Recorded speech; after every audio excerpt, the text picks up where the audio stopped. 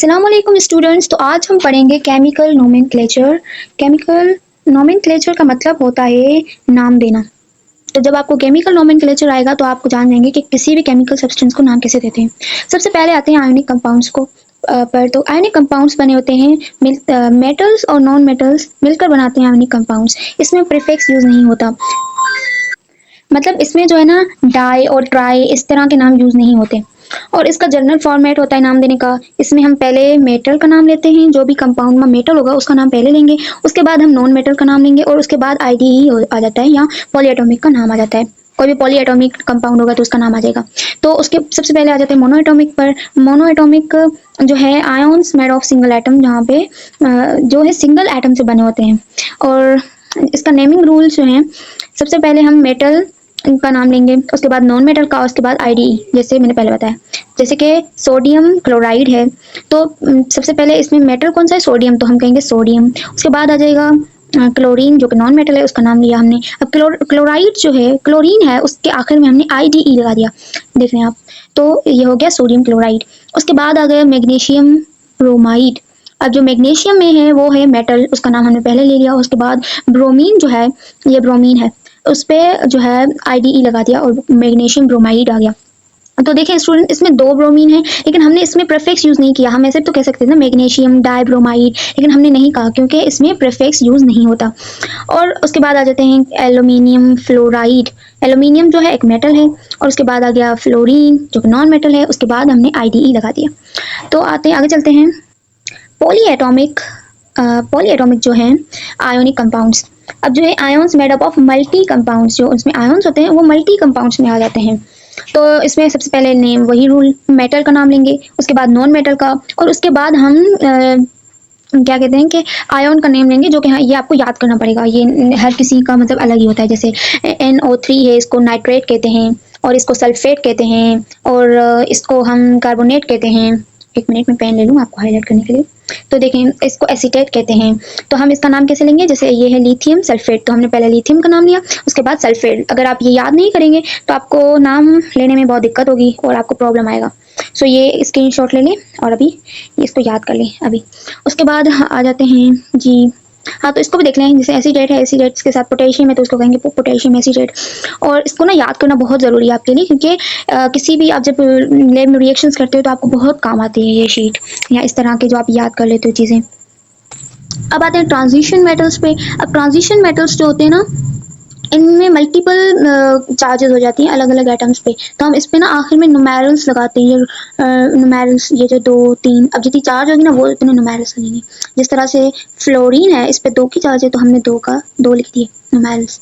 अब अगर हम इस पे फ्लोरीन पे देखेंगे, ओ सॉरी ये फ्लोरीन नहीं आयरन है, मिस्टेक होगी मेरे से। तो इस पे जो है आयरन पे, इस पे 3 का चार्ज है, तो हम इस पे 3 जो है लगा दिया हमने। और इस तरह से ये पोटेशियम सल्फाइड आ गया। ठीक है, तो आप समझ रहे हो इस तरह से नाम। ये प्रैक्टिस है आपके लिए, इनको सबको नाम देना है आपने।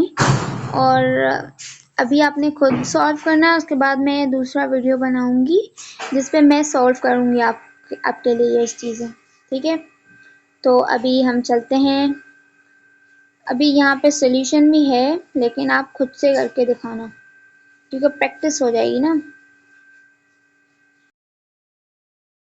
तो दिस इज योर प्रैक्टिस, और उसके ये आंसर्स भी हैं। सही है स्टूडेंट्स, तो रिमेंबर दैट। कंपाउंड्स पे, तो मॉलिक्यूलर कंपाउंड्स जो होते हैं वो बने हुए होते हैं नॉन मेटल्स और 2 नॉन मेटल्स की, मतलब मेटल और एक नॉन मेटल और दूसरा नॉन मेटल मिलकर क्या बनाते हैं, मॉलिक्यूलर कंपाउंड।